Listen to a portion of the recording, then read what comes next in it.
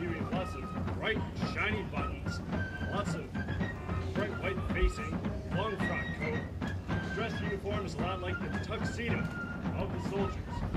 It's obviously all topped off with a very distinctive spiked helmet. Now, if you didn't know we were American soldiers, what army might you say we would be fighting for based on this helmet? Germany. More specifically, the Prussians. The Prussians were a German people who had the best army in the world at the time. The Americans did not. So it's just an effort to look more professional by borrowing that Prussian spike. Kind of wanting to dress for the army you want, not the one you have. This spike was not a weapon of any kind. You never see somebody wearing their dress uniform in battle, charging the enemy, trying to impale him on their spike. Basically served the same function as a top hat. Soldiers have a much simpler, much less fancy uniform that they would use to go into battle called the undress uniform. It would be kind of more like you would see on a Civil War battlefield. So, spike not a weapon at all, mostly because we have a much more efficient weapon in our rifles, which I'll let Peter tell you a little bit more about. Thank you, Evan. Now, these rifles that we're holding in front of you today are Springfield 4570s. And although it may not look like much to you folks today, this marked a great advance in technology in the hands of a soldier. Starting in 1873, about 10 years after the end of the Civil War, every single soldier in the U.S. infantry was given one of these rifles. And this was a great increase in technology for the soldiers because no longer were they using a muzzle loader. Instead, this is the first standard issue breech loader that the Army used. To load this rifle, all you need to do is take the hammer back twice and open up this rising breech block.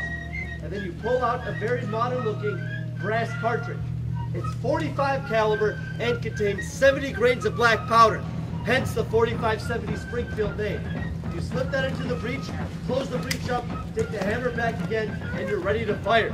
Now, soldiers would be expected to fire at least 13 aimed shots a minute with this rifle, and the best soldiers could be accurate with this rifle of up to 1,000 yards away, so over half a mile. And now soldiers couldn't just pick up this rifle and start hitting those targets at that great of a distance. They needed a lot of training, a lot of practice.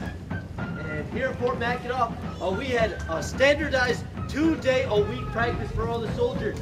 We had 2 rifle ranges on the island, one which was a short 200-yard range, and one which has a full 1,000-yard range, which our best marksmen could ply their trade in at that full 1,000-yard range. Now, we are going to step back and actually fire off these rifles. However, I do want to warn you all that one thing that hasn't changed in rifles over the course of 120 years is that they are still extremely loud. And so you want to make sure that you cover up your ears using your historically accurate earplugs located at the end of your fingertips. The soldiers up here are putting in some historically inaccurate foam earplugs. And so we apologize for the historical inaccuracy, but we do want to protect our hearing during the demonstration. And so thank you folks, and hopefully you enjoy. Squad, attention. Carry arms. Assemble on the center, arch.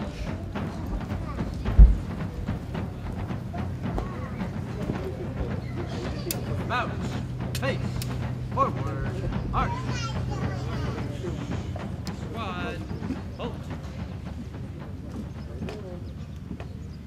Folks down at the end of the parade grounds and those of you up on the hill as well, would you please move? We are about to be firing in your direction.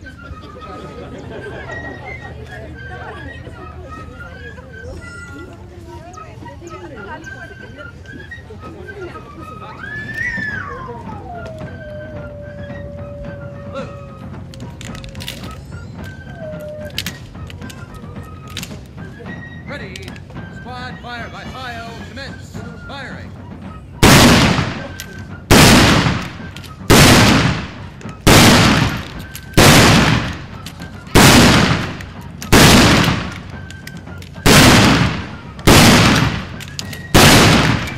Cease firing. Carry arms.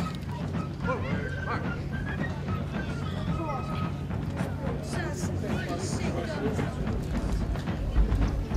Break the wheel. March.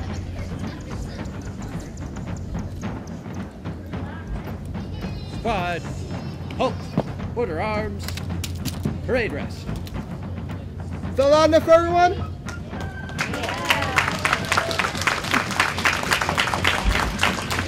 Well, thank you very much. That does conclude our rifle firing, but the 5 of us will be out here a little while longer if you have any more questions about anything, or if you'd like to come down and take a look at our rifles. They are all originals, over 120 years old. So we encourage you to come down and actually get your hands on some history. Otherwise, our next demonstration is at 6 o'clock. That'll be, or 5:30, excuse me. That is a cannon fire at the top of the black stairs in the corner of the fort. Hope you all come out, but otherwise, please enjoy your day. Thank you all very much.